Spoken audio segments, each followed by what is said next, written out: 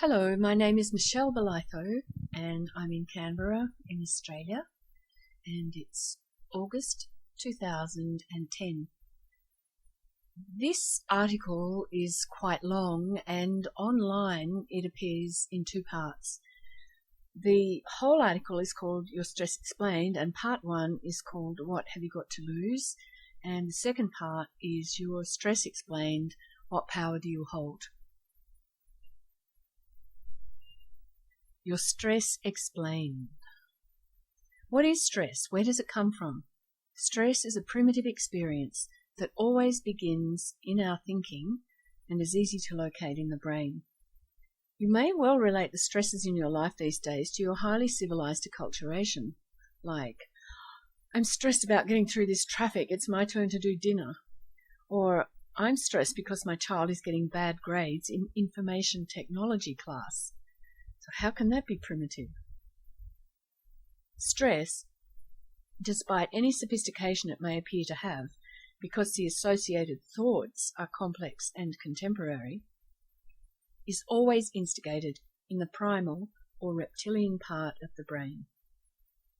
Stress always begins in our thinking. It's a response to a perception. It's the response to the perception of a threatening stimulus in our personal environment. Stress is a primal instinct. Bottom line, it's the instinct of self-preservation, or saving one's own self from the threat perceived. In the perception of the beholder, there's a threat of danger or risk, or there's actual danger. This perception is the stimulus, and stress is the natural response. In essence, stress can save our lives. Stress is commonly the response to the threat of loss. It's mostly the threat of loss of perceived personal power. All perception is subjective, that is, it varies from person to person. What stresses me, that is, what causes the stress response in me, is not the same as what stresses you, and vice versa. Of course, there's the possibility that we both perceive the same threat or danger simultaneously. Perhaps we both missed the train to work at the same time, and we share the same worrying loss. What's the loss exactly? We each perceive that we have temporarily lost control over our own personal environment. Our loss is our loss of control over getting to work in time, and this could cause further personal losses. Denied this control, we are both feeling instantly stressed and powerless. I'm feeling weak and worried and very insecure, which is the same as unsafe. I start to catastrophize. As I perceive a greater and greater loss going on in my own head, I feel more and more stressed out. Soon my whole life appears to be out of my control. I feel endangered. Is my boss going to kill me for being so late? The next train's not for over an hour. Can I survive here is becoming a very pressing concern. Now I'm stressing about how I couldn't control my life if I lost my job. I'd have no money. I couldn't pay the mortgage. I couldn't feed my family.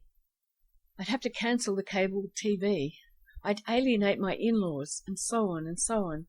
My stress is making me stew. I'm thinking of heading straight home. I know I'll be safe there. Fortunately, you're not perceiving missing the train as a major disempowering disaster. You frown a bit, and you curse a bit, and you kick the ground, and that seems to get most of your response to the stimulus of missing the train and what it can mean out of your system. You've been prompted, though, by your sense of lost control to take affirmative action, and this will secure what happens next. You say, look, there's two of us. Why don't we share a cab to the edge of town, and we'll easily get a bus to the city from there. We can still be in good time for work. I agree. This empowering response to our shared loss has effectively saved the day. My life is back in my own control. I feel a great sense of stress relief. Although stress is frequently about the loss of perceived power when a power-threatening event happens in life, it can also be about the threat of the loss of love. In the world we mostly know, love appears as approval.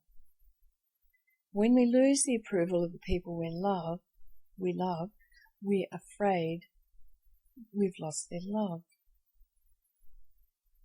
We worry the relationship won't survive, can't survive. It's not surprising then that stress-related illnesses, and what illness is there that's not stress-related, start to show up. Migraine headaches and chronic insomnia, for instance. Think on the stress in your life right now. What have you got to lose? Is it power? What to you, in your subjective perception, gives a sense of power to your life? Is it control, money, authority, approval? Just before you answer that, let's digress a moment. Question: why do you need power in your life? Answer: to power you through life. Basically, you need personal power to survive. The powerless of this world live in real and constant fear of simply not surviving. They are intensely insecure. Your desire, your need, your urge, even your compulsion for power then, serves essentially to keep you alive. In other words, to self-preserve. Fear of not surviving is the deepest and most significant fear that motivates the constant fight for life. It keeps us alert and competitive, to fight for enough and to compete for more. Or it compels us to find protection and preserve what we already have. We hold on tight to whatever we call mine, or if we band together for a better chance at staying alive and safe, we hold on to whatever and whomever we call ours. Without power, we die. Realizing this, we are compelled then to self-preserve. We are compelled to acquire and secure and hold on to whatever we personally believe makes us powerful in this life. And this makes us able to keep going. What to you, in your personal perception, gives a sense of ongoing personal power to your life?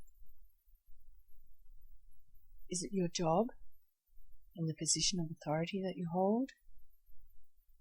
Is your power in your authority in the family? Are you the mother? And when that power feels threatened every so often by children who challenge your authority, do you feel a power loss? In other words, do you find this disempowering? And does this make you freak out? Where freaking out is stress.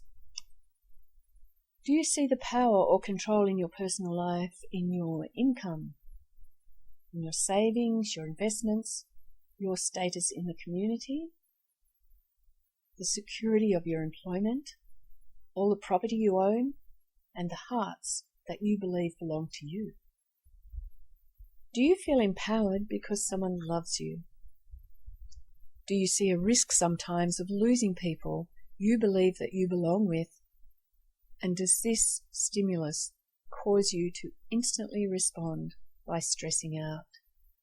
Do you ever worry, I'm going to lose him? I'm going to lose her? Does the world economic crisis appear in your personal world as a major danger that endangers your own survival and the survival of the family for which you feel responsible? Do you respond to this threatening stimulus with stress?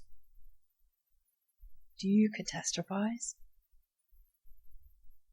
Any threat of losing any of your power, in whatever form you personally believe you hold it, is where your stress begins.